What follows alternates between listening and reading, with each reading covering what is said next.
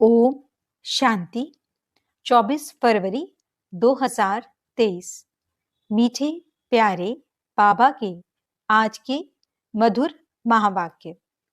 आज की मुरली के कुछ विशेष पॉइंट्स। आज बाबा हमें समझाते कि हम बच्चों को अब घर वापस चलना है, इसलिए देह सहित सब पुरानी चीजों से ममत्व निकाल देना है, संपूर्ण पावन बनना है। हमारा बुद्धि योग सदा एक विचित्र बाप से ही लगा रहे।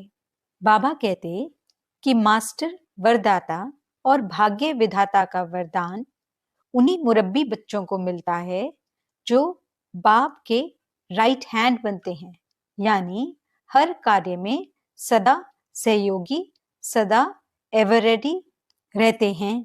प्रभु के प्रिय रत्न बनने के लिए हम बच्चों के हर बोल और कर्म में सच्चाई सफाई होनी चाहिए। तो चलिए सुनते हैं आज की मीठी प्यारी मुरली। ओम शांति। बाबा कहते, मीठे बच्चे, अभी यह तुम्हारा अंतिम जन्म है। खेल पूरा होता है, इसलिए पावन बन घर जाना है। फिर सतयुग से हिस्ट्री रिपीट होगी। प्रश्न, घर बार संभालते हुए कौन सी कमाल तुम बच्चे ही कर सकते हो? उत्तर, घर बार संभालते, पुरानी दुनिया में रहते सभी से ममत्व मिटा देना। देह सहित जो भी पुरानी चीजें हैं उन्हें भूल जाना। यह है तुम बच्चों की कमाल। इसे ही सतो प्रधान संन्यास कहा जाता है, जो बाप ही तुम्हें सिखलाते हैं। तुम बच्चे इस अंतिम जन्म में पवित्र रहने की प्रतिज्ञा करते हो, फिर 21 जन्म के लिए यह पवित्रता कायम हो जाती है। ऐसी कमाल और कोई कर नहीं सकता। गीत, तुम ही हो माता पिता, तुम ही हो। ओम शांति। बच्चों को ओम शांति का अर्थ बिल्कुल सहज समझाया जाता है। हर एक बात सहज है।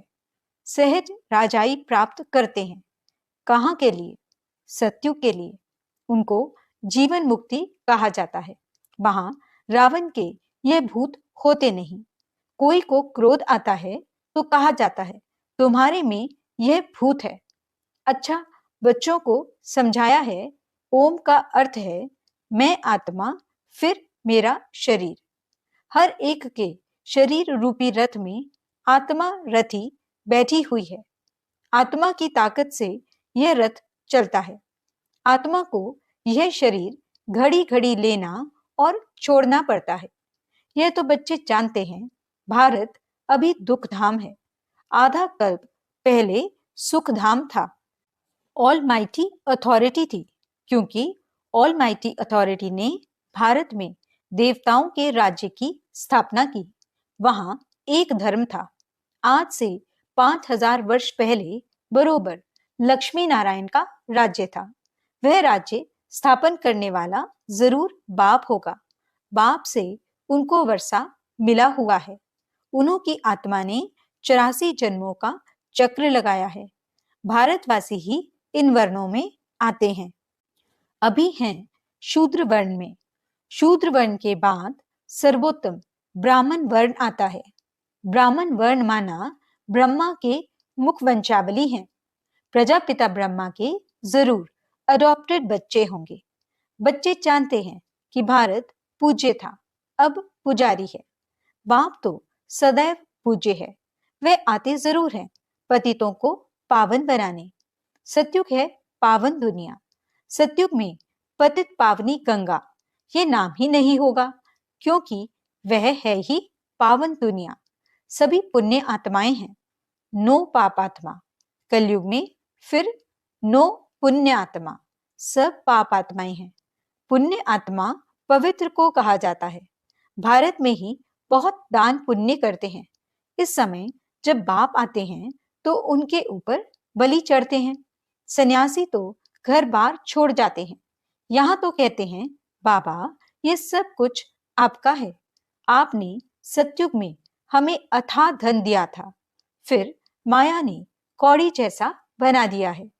अब यह आत्मा भी पतित हो गई है। तन मन धन सब पतित है। आत्मा पहले पहले पवित्र रहती है, फिर पाठ बजाते बजाते पतित बन जाती है। गोल्डन, सिल्वर, इन स्टेजेस में मनुष्य को आना है जरूर। सारा चक्र लगाकर पिछाड़ी में तमो प्रधान झूठा जेवर बनना है।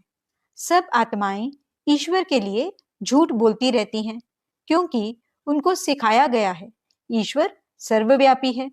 गाते भी हैं, तुम मात पिता लक्ष्मी नारायण के आगे भी जाकर ये महिमा करते हैं, परंतु उनको तो अपना एक बच्चा, एक बच्ची होता है। जैसा सुख राजा रानी को, वैसा सुख बच्चों को रहता है। सबको सुख घनेरे हैं। अभी तो वे 84 में अंतिम जन्म में हैं। दुख घनेरे हैं। बाप कहते हैं, अब फिर से तुमको राजयोग सिखलाता हूं। बच्चों को समझाया है कि इस रथ में रथी आत्मा बैठा हुआ है। ये रथी पहले 16 कला संपूर्ण था, अब 9 कला। कहते भी हैं, मुझ निर्गुण हारे में अब कोई गुण नहीं। आपे ही तरस परोई, अर्थात रहम करो। कोई में भी गुण नहीं है। बिल्कुल दुखी, पतित हैं। तब तो गंगा में पावन होने जाते हैं, सतयुग में नहीं जाते। नदी तो वही है ना। बाकी हाँ, ऐसे कहेंगे, इस समय हर चीज तमो प्रधान है। सतयुग में नदियां भी बड़ी साफ स्वच्छ होंगी। नदियों में किचड़ा कुछ भी नहीं पड़ता। यहाँ तो देखो, किचड़ा पड़ता रहता है। सागर में सारा गंद जाता है। सतयुग में ऐसा हो नहीं सकता। लौ नहीं है। सब चीजें पवित्र रहती हैं। तो बाप समझाते हैं, अभी सबका ये अंतिम जन्म है। खेल पूरा होता है। इस खेल की लिमिट ही है 5000 वर्ष। ये निराकार शिव बाबा समझाते हैं। वह है निराकार, सबसे ऊंच परम धाम में रहने वाला। परम धाम से तो हम सब आए हैं। अभी कलयुग अंत में ड्रामा पूरा हो, फिर से हिस्ट्री रिपीट होती है। मनुष्य जो भी गीता आदि शास्त्र पढ़ते आए हैं, वे बनते हैं द्वापर में। ये ज्ञान तो प्राय लोप हो जाता है। कोई राजयोग सिखला न सके। उन्हों के यादगार लिए पुस्तक बनाते हैं।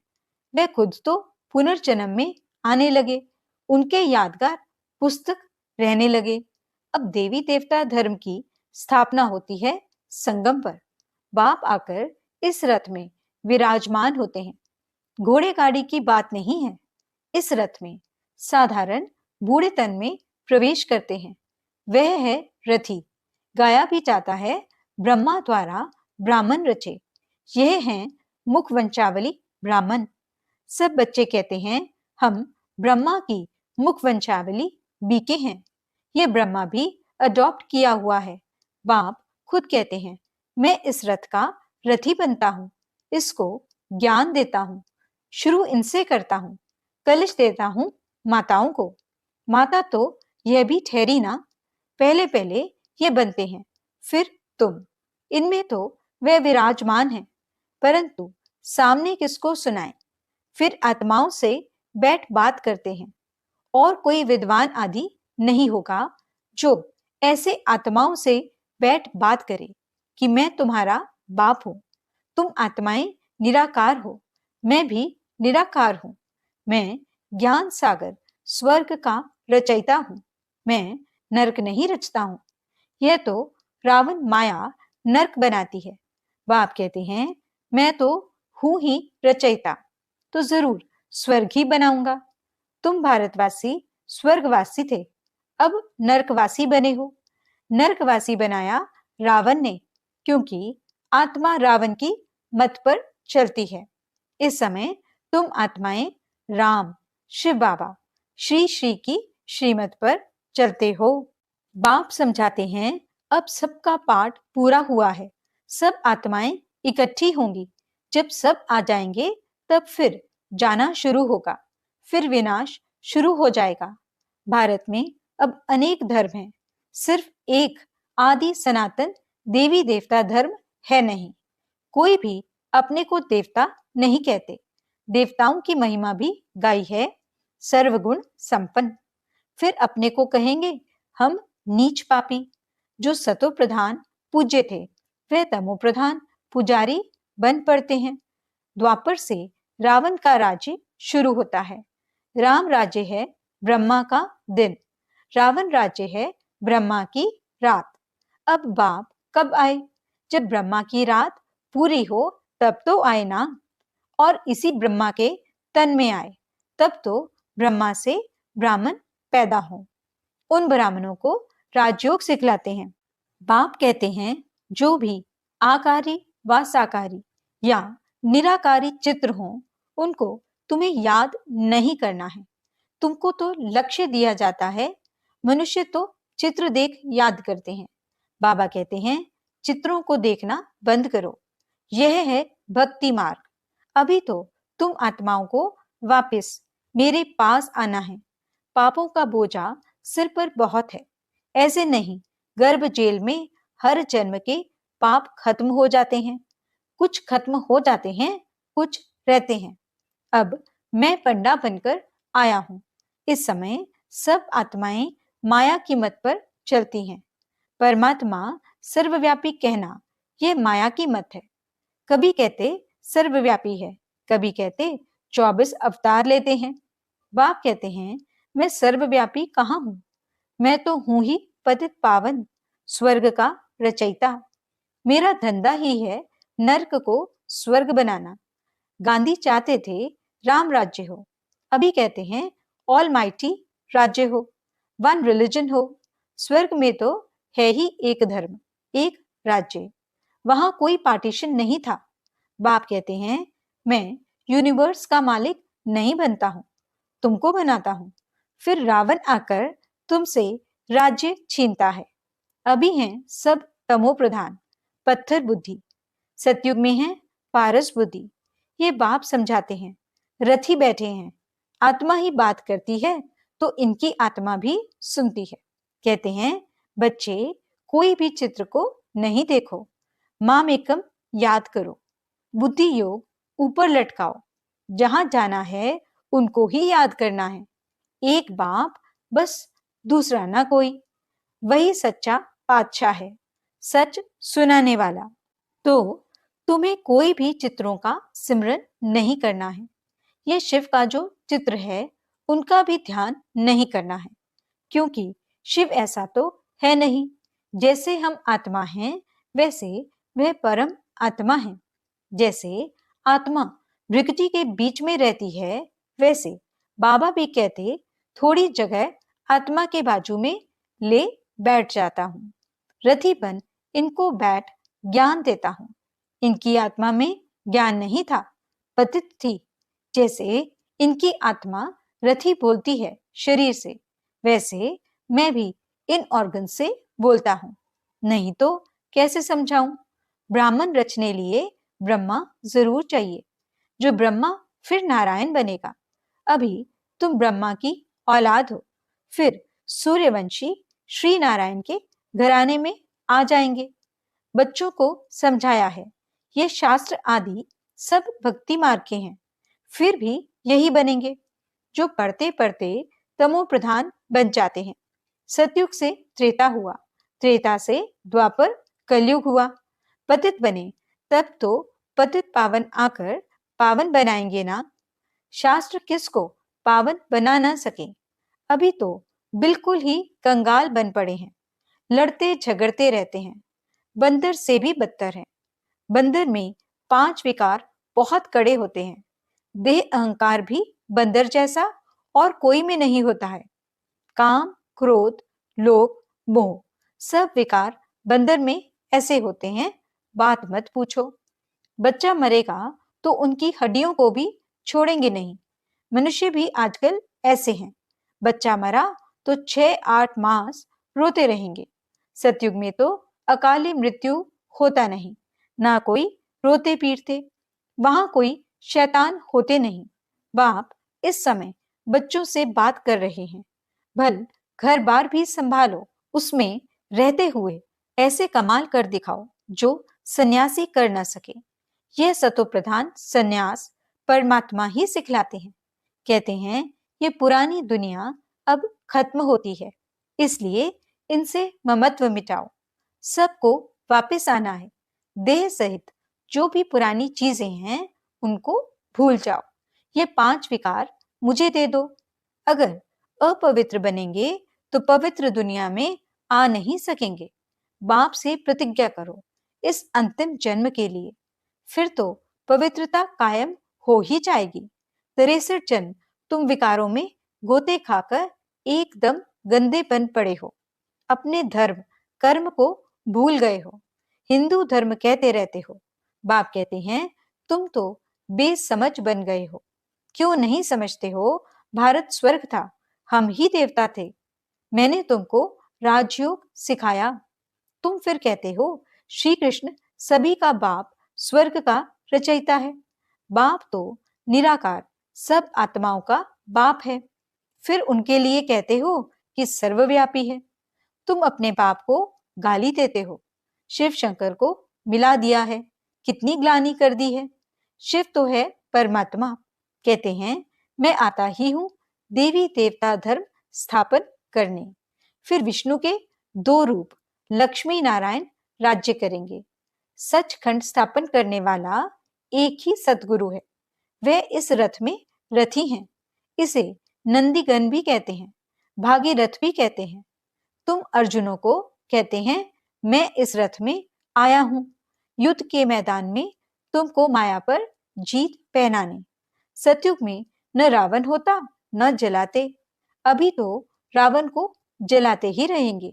अच्छा, मीठे मीठे सिकिलते बच्चों प्रति माता पिता बाप दादा का याद प्यार और गुड मॉर्निंग।